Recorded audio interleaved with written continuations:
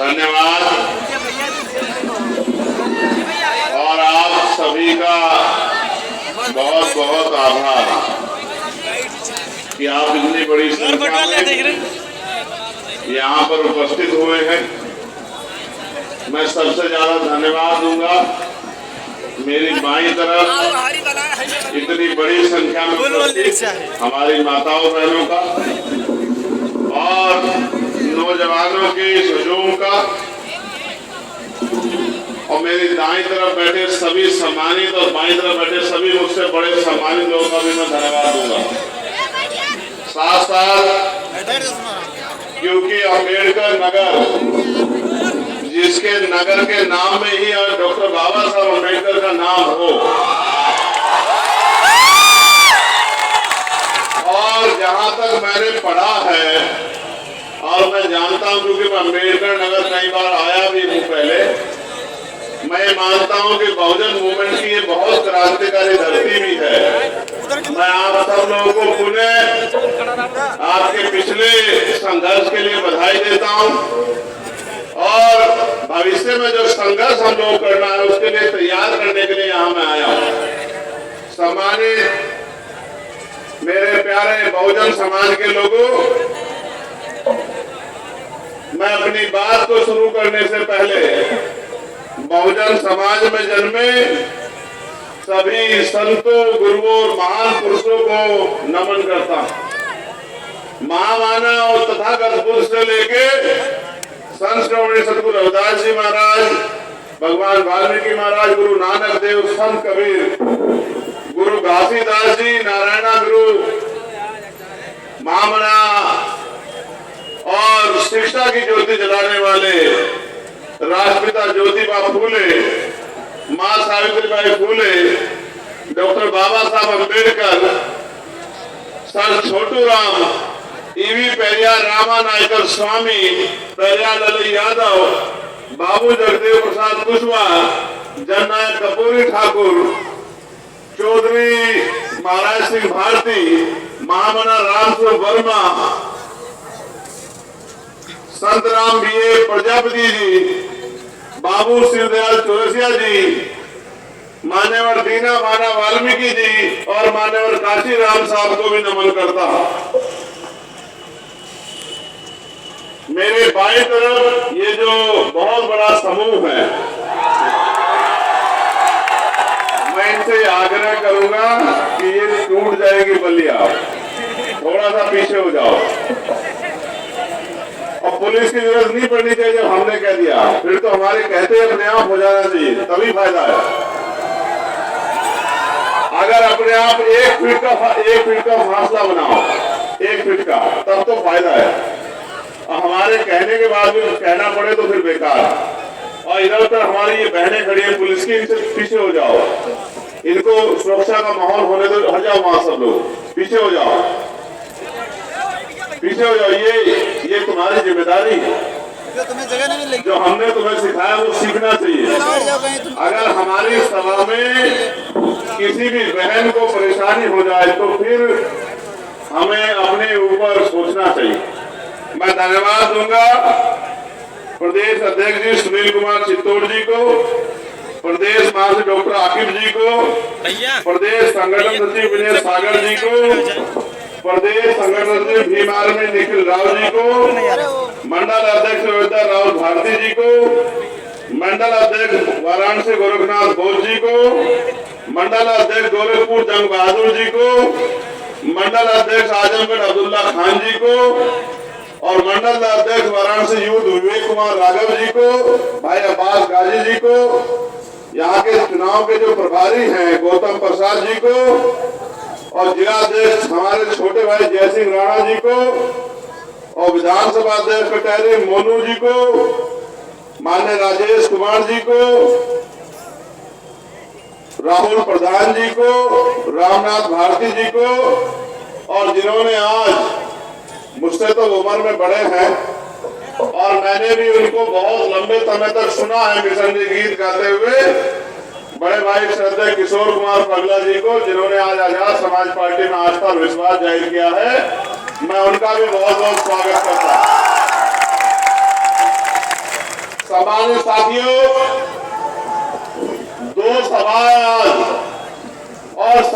का माहौल तो आपने जहां से मैं हाईवे से उतरा था वहां से यहाँ तक आपने बना रखा है, लेकिन आप इतनी बड़ी संख्या में आए हो और मेरी जिम्मेदारी ये है कि मैं आपको बताऊं कि अब आपको क्या करना है।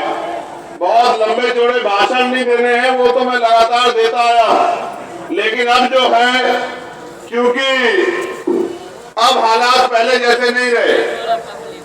पहले सरकारों में सुनवाई होती थी, गरीब का ध्यान रखा जाता था, उनके महंगाई से लेके जो समस्या उनके जीवन में होती थी उन पे काम होता था। सरकार जनता के लिए काम करती थी, सरकार जनता के लिए जिम्मेदार होती थी, सरकार जनता के लिए जवाबदेह होती थी। लेकिन अब की सरकारें तो अपनी पार्टी के नेता, अपनी पार्टी से जुड़े अधिकारी और चंद पूंजीपतियों के जवाबदेही सरकारें हो गई हैं। अब जो सरकारें काम कर रही हैं, ना वो किसानों की जैसी हैं, ना नौजवानों की जैसी हैं, ना महिलाओं की जैसी हैं, ना कर्मचारियों की जैसी हैं, ना ही व्यापारियों की जैसी हैं, ना ही गरीबों की जैसी है।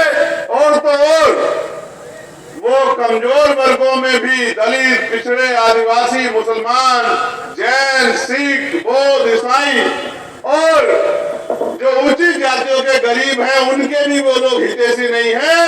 ऐसा लगता है कि वो मुट्ठी भर लोगों को पैसे वाला बनाने का काम कर रहे हो और तमाम गरीबों को लेबर क्लास बनाने का काम कर रहे हो। जब हम सरकारों के फैसले देखते हैं, वो फैसले जो हमारे जीवन को प्रभावित करते हैं, तो ऐसा महसूस होता है कि सरकारें आज भी हमें इंसान नहीं मानती। अगर सरकारें हमें इंसान मानती तो हमारे बारे में सोचती। अब सोचा क्या है, अभी बजट आया सेंटर का और स्टेट का दोनों का। क्या महंगाई कम हुई? गैस के सिलेंडर के दाम कम हुए, बिजली के दाम कम हुए, खाद्य पदार्थों के दाम कम हुए, पेट्रोल डीजल के दाम कम हुए। क्या एजुकेशन का बजट बढ़ा या घटा? बताओ। एजुकेशन का बजट घटा दिया। हेल्थ का बजट बढ़ाया घटाया? हेल्थ का बजट घटा। अब एजुकेशन को समझो। मैंने कल ही पार्लियामेंट में कहा परसों कि जब पढ़ेगा नहीं भारत तो आगे कैसे बढ़ेगा बताओ। आपने एजुकेशन का बजट खत्म कर दिया। जो छात्रवृत्ति मिलती थी SC ST OBC के लोगों को, वो छात्रवृत्ति समाप्त कर दी। जो जीरो फीस पे एडमिशन हो जाते थे, वो आपने जीरो फीस के एडमिशन बंद कर दिए। जब गरीब का बच्चा पढ़ ही नहीं पाएगा तो वो आगे कैसे बढ़ पाएगा, अपने परिवार को आगे कैसे बढ़ा पाएगा? क्या कोई मेहनत मजदूरी करने वाला आदमी, 200-400 रुपए कमाने वाला आदमी क्या एरोप्लेन में चलने का ख्वाब देख सकता है? क्या 200-400 रुपए की मजदूरी करने वाला आदमी इस देश में अच्छा भोजन, अच्छे कपड़े, अच्छा रहन सहन और खुशहाली की जिंदगी जी सकता है? आप वो मेहनत करने वाले लोगों के हाल देखो। मनरेगा में जो लोग काम करते हैं, कितना पैसा मिलता है? कितना पैसा मिलता है? 230 रुपए के लगभग मिलता है। 10 ऊपर या नीचे। आप बताओ 250 रुपए में घर चलता है क्या? अभी मैं रास्ते में रुका था, वो कोई गांव था। गांव के लोगों ने एक टेंट की व्यवस्था करके मुझे रोक लिया। बहुत सारी महिलाएं बैठी थी। अगर पुरुष होते तो मैं हाथ जोड़ के चला आता, नौजवान होते तो आदेश देके चलाता। महिलाओं को, गाँव को, बहनों को देख के रुक गया। मैंने उनसे पूछा कि बताइए, आप यहाँ इतनी बड़ी संख्या में बैठी हैं, आप रोजगार क्या है आपके यहाँ? तो उन्होंने मुझसे बताया कि हम पे जमीनें तो है नहीं, हम तो दूसरों के खेतों में काम करते हैं और कहीं हमें 150 रुपए मिलते हैं, कहीं 200 रुपए मिलते हैं, कहीं 180 रुपए मिलते हैं। आप ये बताओ 180-200 रुपए में घर चलता है क्या? इन्होंने हेल्थ का बजट कम कर दिया।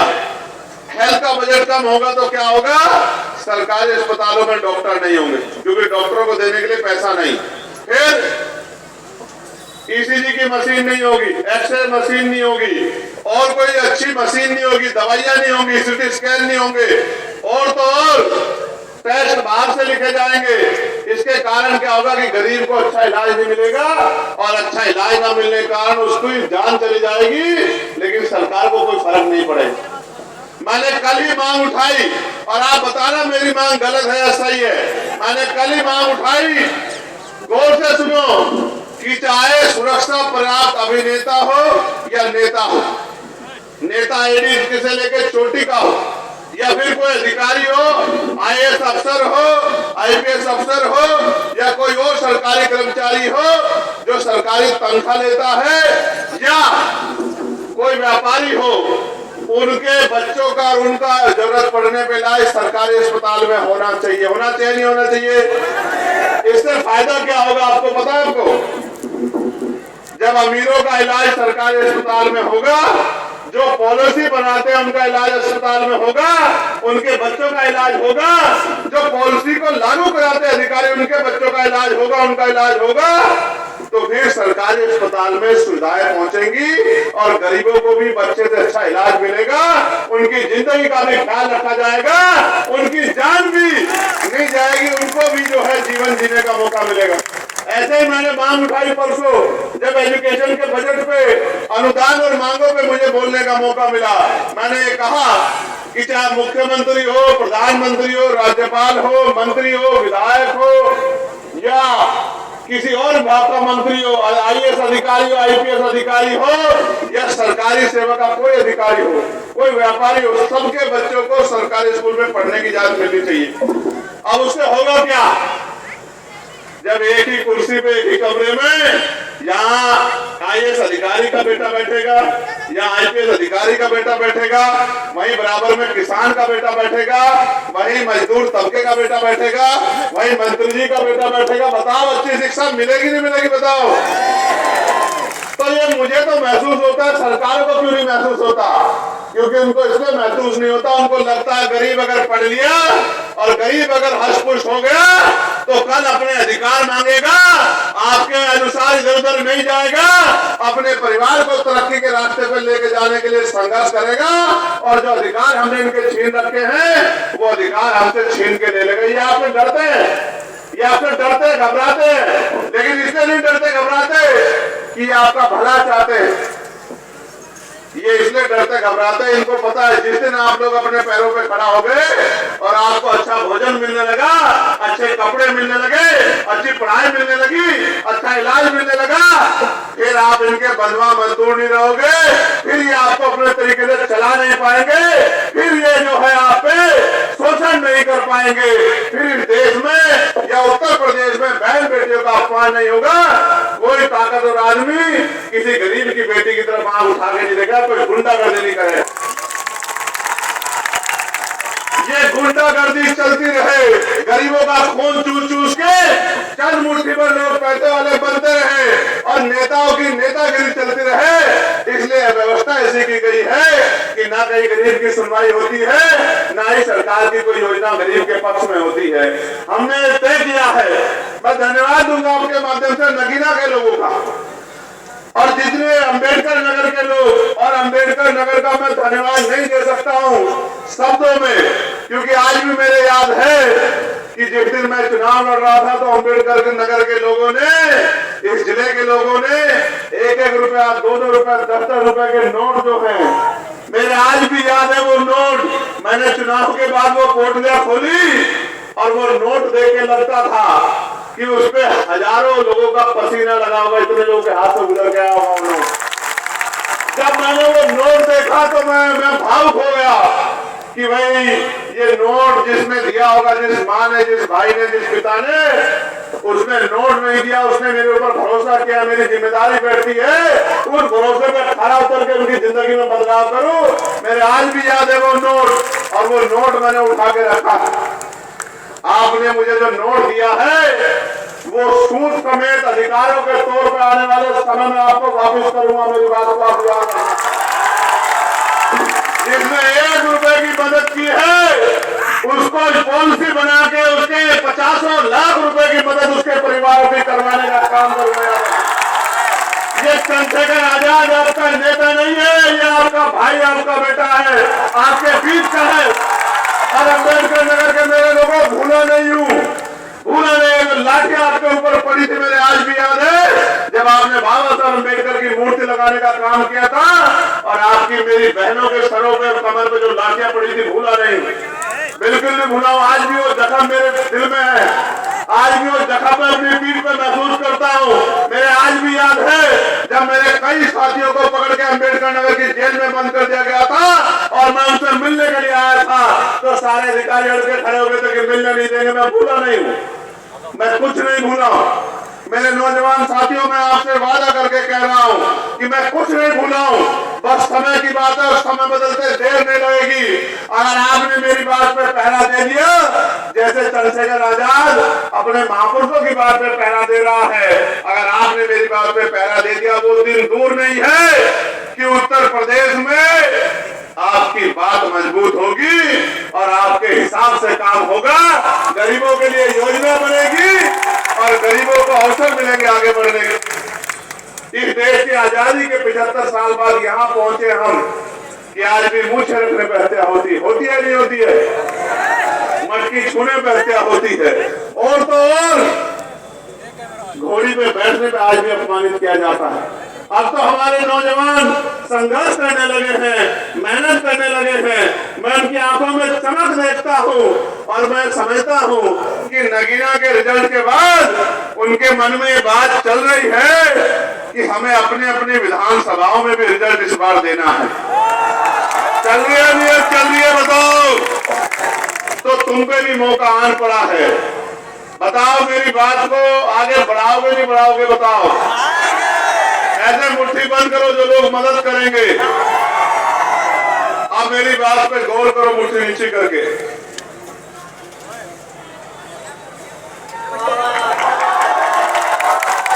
मेरा एक घर बिजनौर है और एक घर मेरा वहां जहां मैं पैदा हुआ,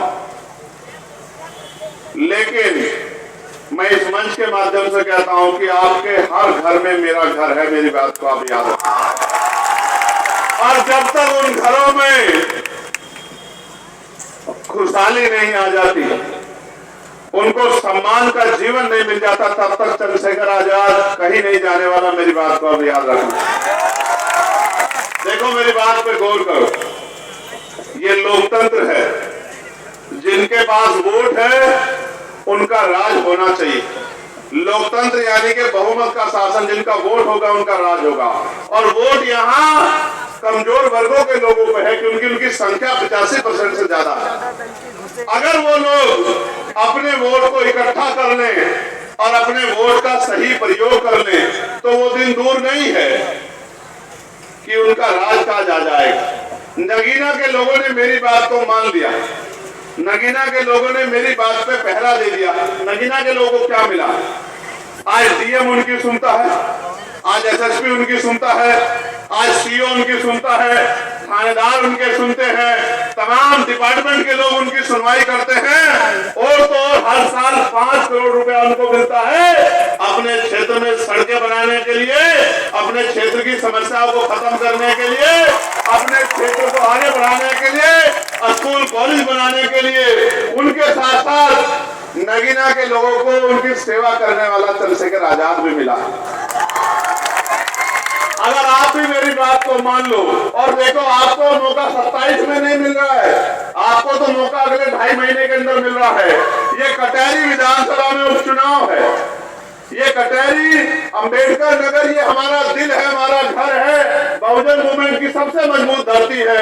आपने बहुत सारे लोगों को एमपी बना दिया है, एक एमएलए आप लोग यहाँ आजाद समाज पार्टी का भी बना दो,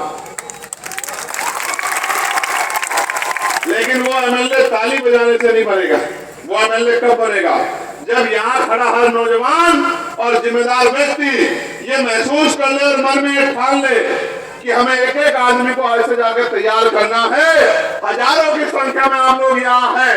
अगर आप आज से तैयार करना शुरू करोगे तो 1 महीने में 1000 आप और 4-4 लोग आपका परिवार, 40,000 लोग तो ये हैं। और साथ साथ अगर आपने 1 महीने में एक एक आदमी को भी तैयार किया तो लाखों आदमी तैयार हो जाएंगे कटहरी विधानसभा के। और जिस दिन आपने ऐसा कर दिया तो चुनाव करवा लेना। आजाद समाज पार्टी का प्रत्याशी कई हजार वोट से जीत के चंद्रशेखर की तरह, जिस तरह चंद्रशेखर दिल्ली में खड़ा होकर दौड़ता है, लखनऊ में मुख्यमंत्री के सामने आपके अधिकारों के लिए सीना तान करके दहाड़ेगा। बताओ कितने एमपी हैं लोकसभा में? आपने देखे नहीं देखे सब लोग एमपी? बताओ आपके भाई से ज्यादा कोई बोलता है आपके अधिकारों के लिए? तो बताओ उतने इतने संख्या में एमपी अच्छे, आपका अकेला चंद्रशेखर आजाद अच्छा? बताओ, जोर से बताओ। और अगर आपने यहाँ कटहरी से भी हमारा विधानसभा का विधायक जिता कर भेज दिया तो हमारी ताकत आगे बढ़ेगी या कमजोर होगी? बताओ। तो चाहते हो नहीं चाहते हमारी ताकत बढ़े?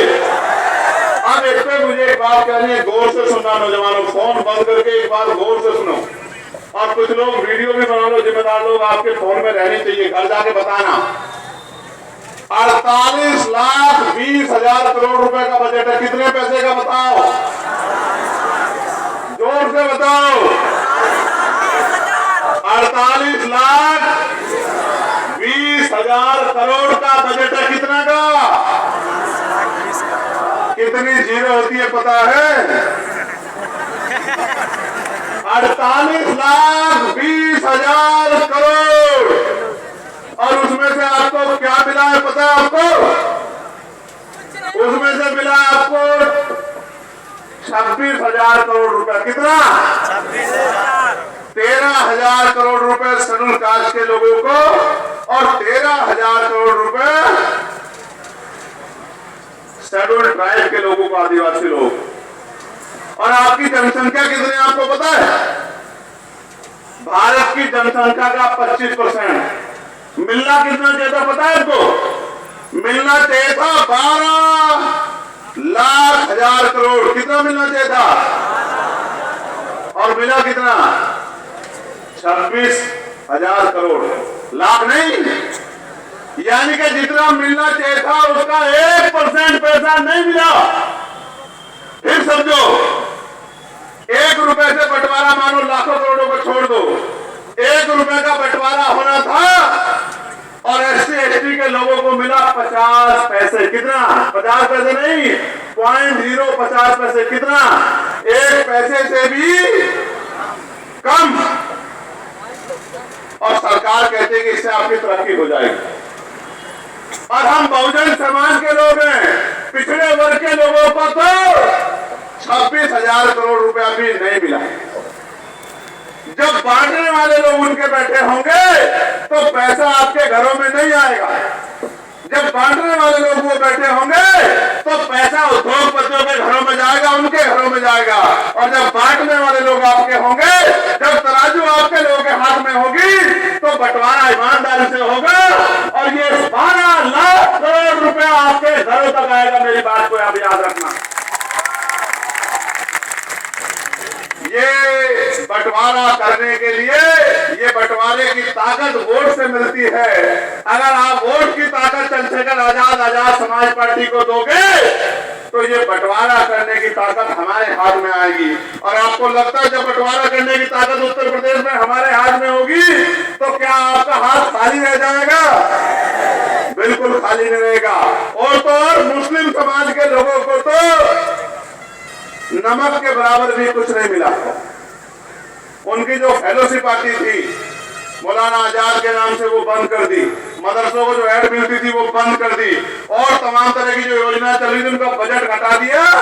क्योंकि जैसा मैंने कहा ये सरकार चंद पूंजीपतियों की सरकार। तो हमने नारा दिया और किशोर कुमार पगला जी यहाँ बैठे हैं और हमारे नेता सुनील कुमार चित्तौड़ जी भी एक नारा मानव काशीराम साहब ने दिया था कि वोट हमारा, राज तुम्हारा, नहीं चलेगा नहीं चलेगा। और इस बार बजट में हमने नारा दिया कि वोट हमारा और नोट तुम्हारा। ये भी अब इस देश में नहीं चलेगा, नहीं चलेगा। ये हवा गवाही दे रही है कि कटहरी में हवा आजाद समाज पार्टी की चलने वाली है।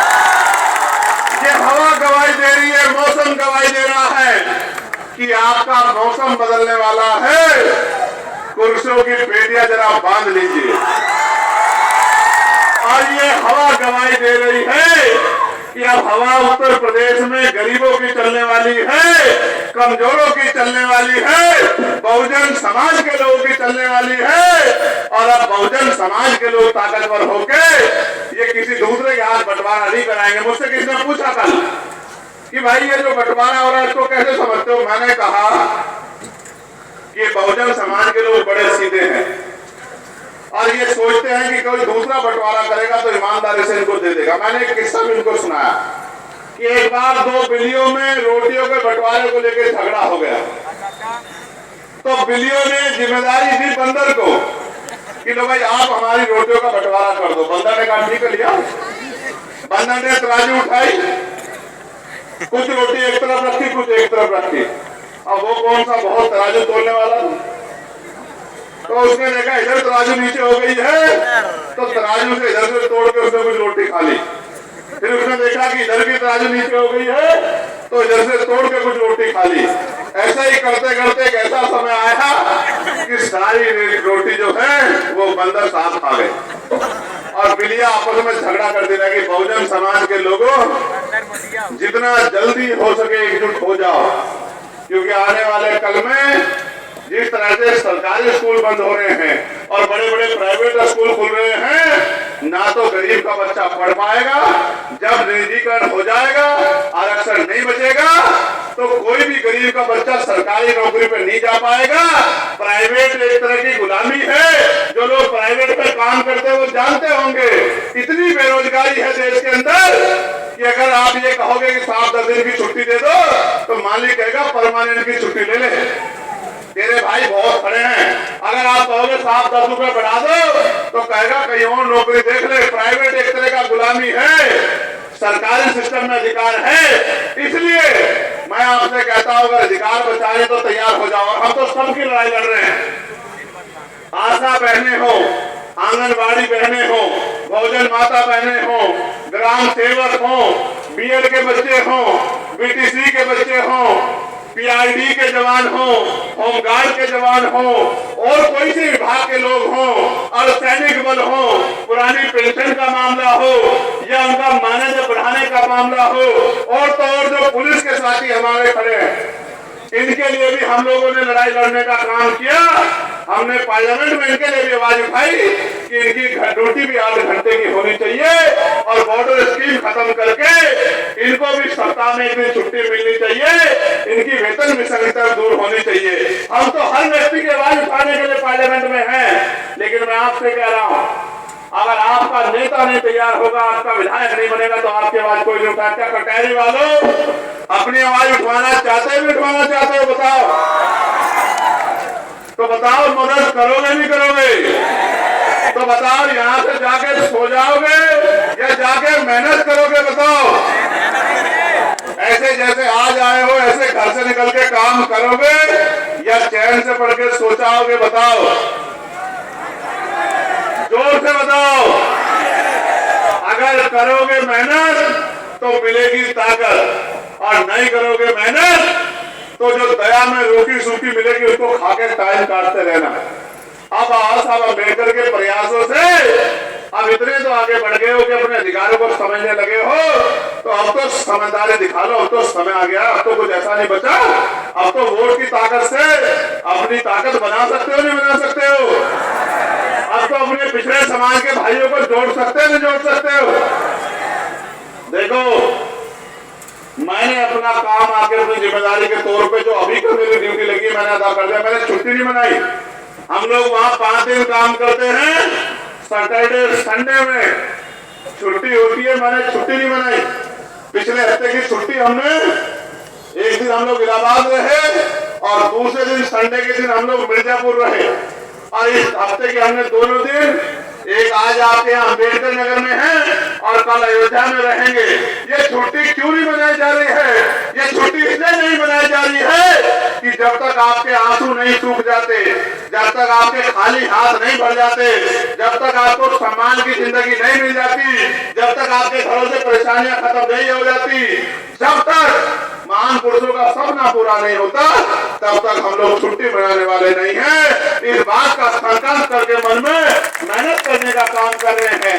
इसलिए मैं आपसे उम्मीद करता हूं, कटाई में हमारी दूसरी सभा भी है, लेकिन आज जो लोग यहाँ मौजूद हैं और जो नेता जिनकी ड्यूटियां लगी है, उन सबसे मैं कह रहा हूं, अगर अभी नहीं तो कभी नहीं। अगर इस बार आप नहीं कर पाए तो आने वाले समय में मुझे नहीं लगता कि आपके पास मौका बचेगा कि आप अपनी ताकत बना सको।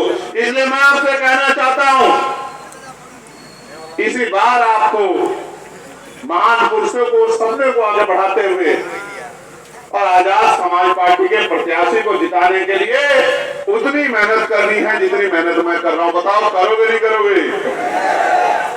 दोनों हाथ वैसे उठाओ, मुट्ठी बंद करके, जोर से मुट्ठी बंद करो, इतनी जोर से बंद करो कि आपके हाथ में रखा हुआ सामान गिर ना जाए।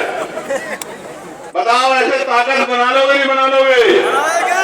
बताओ, हमारा निशान क्या है? बताओ जोर से।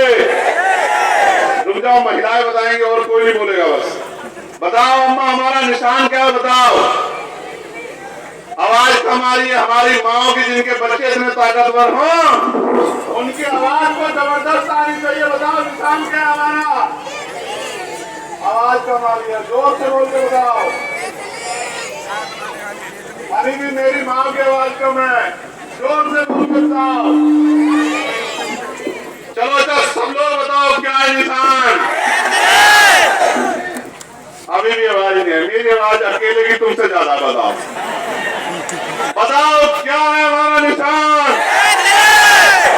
तो नारा क्या है हमारा कि सारी पार्टी देख ली, सारी पार्टी देख ली, सारी पार्टी देख ली। और एक नारा और लगा देना, मैं इधर से नारा लगाऊंगा, उधर से आप पूरा कर देना। वोट हमारा, राज तुम्हारा। वोट हमारा, राज तुम्हारा। और वोट हमारा, नोट तुम्हारा। वोट हमारा, नोट तुम्हारा। और वोट हमारा, राज हमारा। वोट हमारा, राज हमारा। और वोट हमारा, नोट हमारा।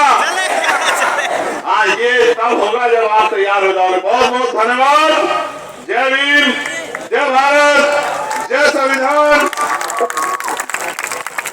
मैं धन्यवाद दूंगा राजेंद्र कुमार गौतम जी का, जो जिला पंचायत सदस्य हैं। और मैं इनसे कहूंगा कि अभी टिकाऊ हो जाए, अजय टिकाऊ हो जाए, इधर भूगों में, और मेहनत करें पार्टी के लिए। और राहुल प्रधान जी का, राजन राव जी का, रमन वर्मा जी का, और मेहनत करते रहोगे तो आगे बढ़ते रहोगे। कहाँ है? बुलाओ बुलाओ, जल्दी बात करो, पीछे हो जाओ। पैर नहीं छूते, पैर नहीं छूते, हमारे आज मना है, पैर नहीं छो रहे। सुनो, क्या है? हमें दे दो, हमें दे दो, सारे हमारे हमें दे दो, ले लो।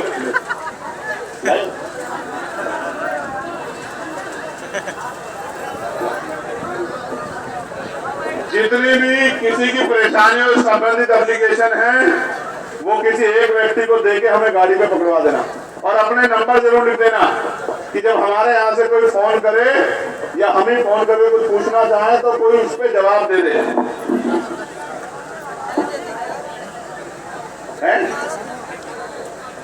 लिख के दो, लिख के दो। ये बीएड वालों को तो बाहर निकाल दिया उन्होंने, बीडीसी वालों को नहीं दे रहे, बीडीसी वालों को भी नहीं दे रहे, भर्ती निकाल रहे हैं। चिंता ना करो, 2027 में हम पूरी भर्ती निकाल देंगे, 5 लाख टीचरों की। चिंता मत करो आप लोग।